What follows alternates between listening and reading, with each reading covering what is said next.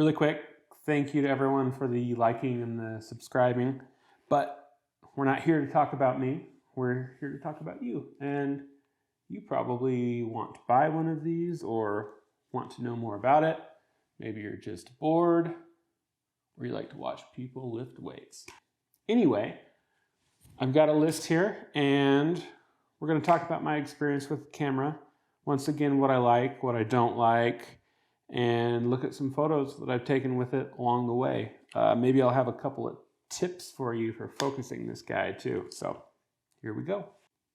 Okay, really fast, I'm editing this video, and one, I'm sorry I sound like this. I've had a cold, and apparently this couldn't wait 2 more days. And I forgot to say that I've been using the camera for about 2.5 years. So, yeah, bye.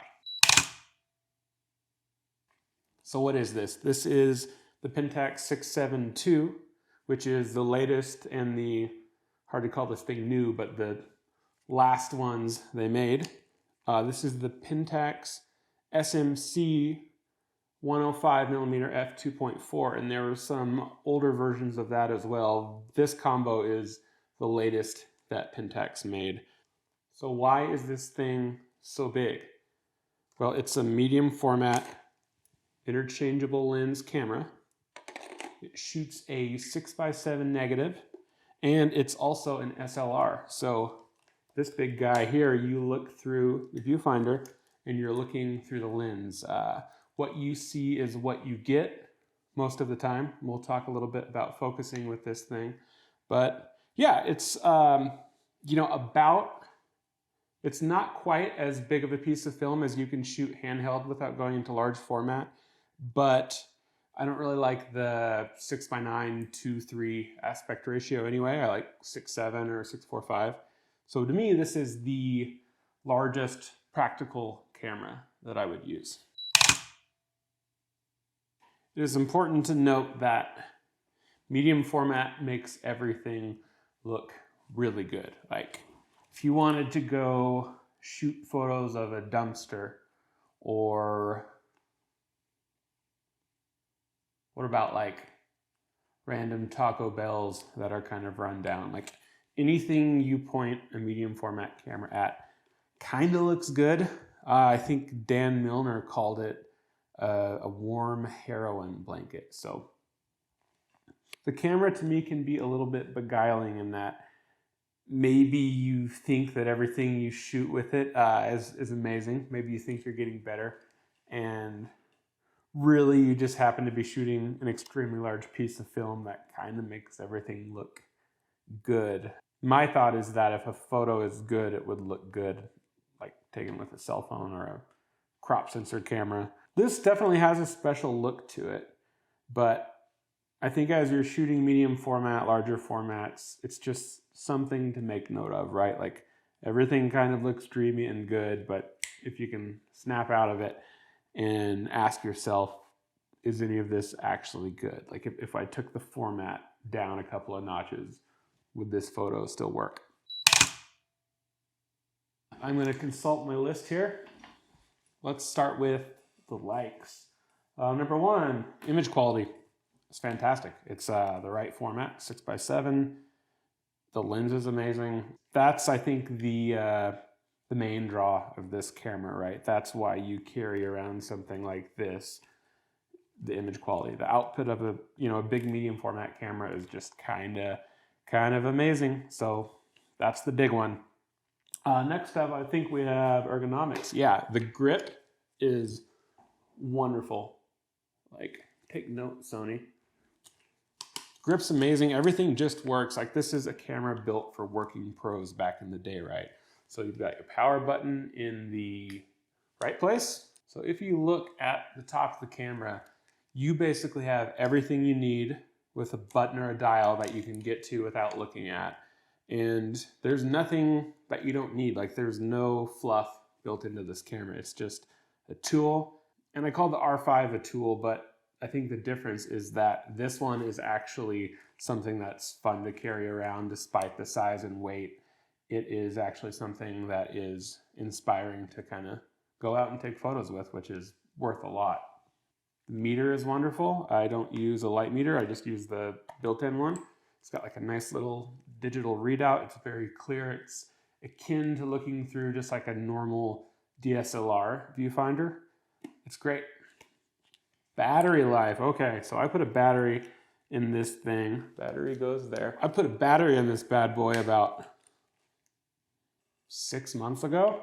So, you know, I'll probably have to change it again in 2025. It's an SLR. I like SLRs. I started with a camera like this, you know, an SLR. It's the same thing.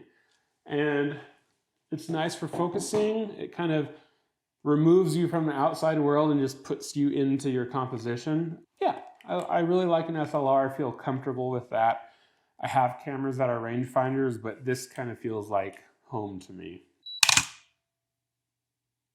It's time for dislikes. There are 3. It's huge, it's heavy, and it is not free. That's basically it. How do I shoot this camera? Well, you can get pretty slow with things. You can, you know, sit there and you can switch it into spot metering and, you know, you can really set up a photograph. That's great. Or you can shoot this thing in aperture priority, which is what I do. It's pretty great. Throw that guy into A. Some of you Fuji people might recognize that. And you've got your aperture right there. Just go to town. You've got exposure compensation right here. ISO, yeah, it's got everything you need, nothing you don't. So you may think that a larger camera like this might slow you down by force. And it'll slow, wow, a bunch of snow just fell off the roof. It'll slow you down in some good ways, right? But you won't be precluded from being able to speed up and actually shoot life as it happens. So even though we see a lot of photos taken with these cameras, and I've taken a lot of photos with this thing that, you know, it's maybe a setup or something that's not moving or a portrait.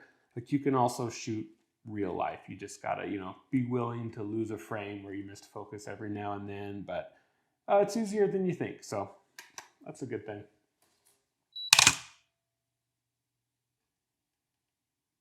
Things to know. So you're gonna get 10 frames a roll. All medium format cameras use the same 120 film. The aspect ratio, the size of the slice of the film you're taking with each camera just dictates how many of those that you're going to get per roll. So you get 10. You always need to be kind of watching the counter and seeing like, okay, do I need to like be sparing here? Do I need to go ahead and finish this roll and load up before like the thing that I'm anticipating happens? So there's that.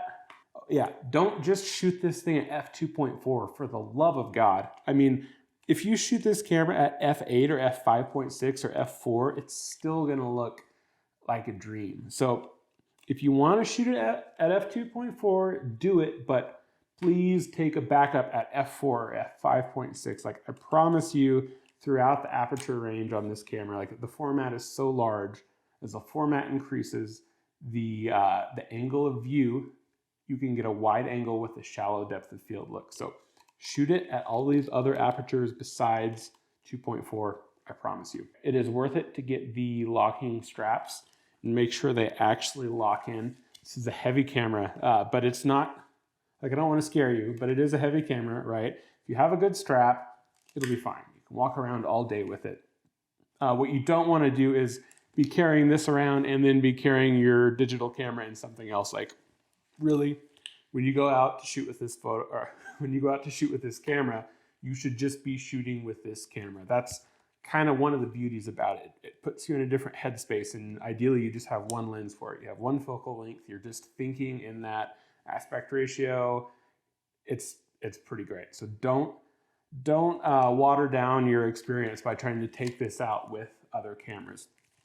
That's probably true for any camera. Oh yeah, don't be intimidated. So big, heavy, all that, right? It's the exact same camera as this. You look through the viewfinder, you focus.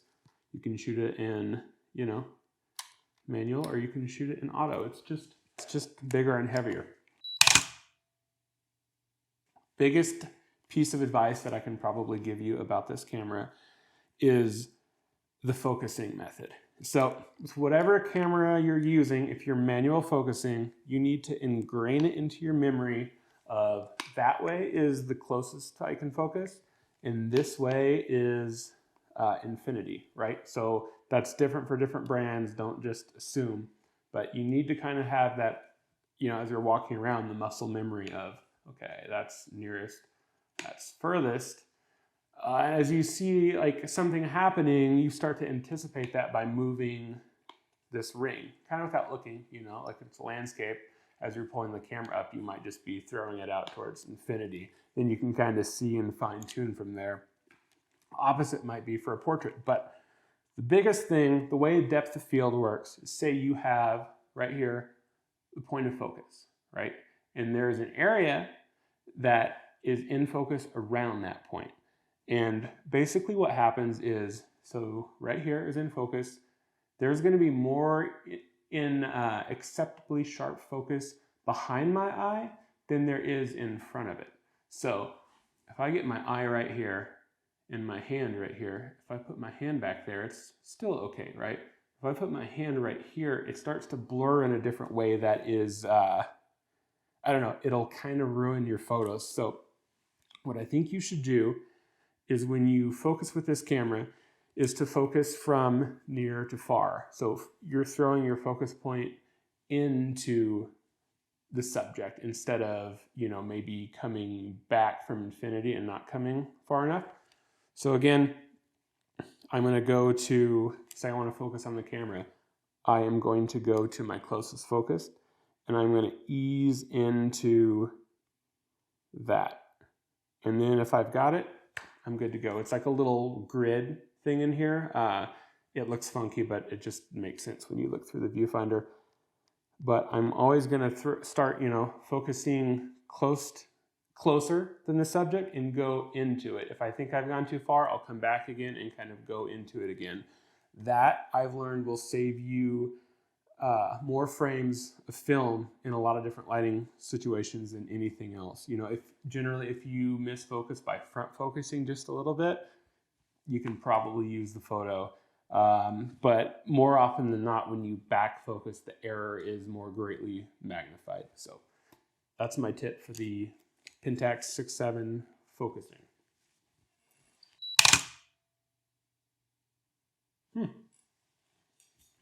I think we covered it. It's a great camera. It really is. It's a specific camera.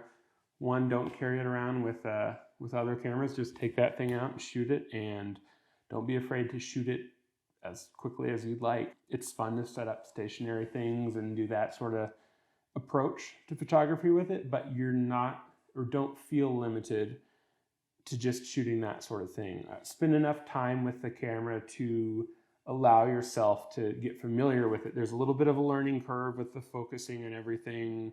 Loading film can feel a little slow initially. I'm not going to do the whole film loading thing.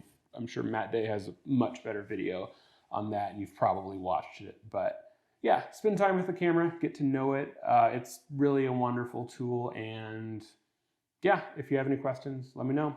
Hope this helps you out.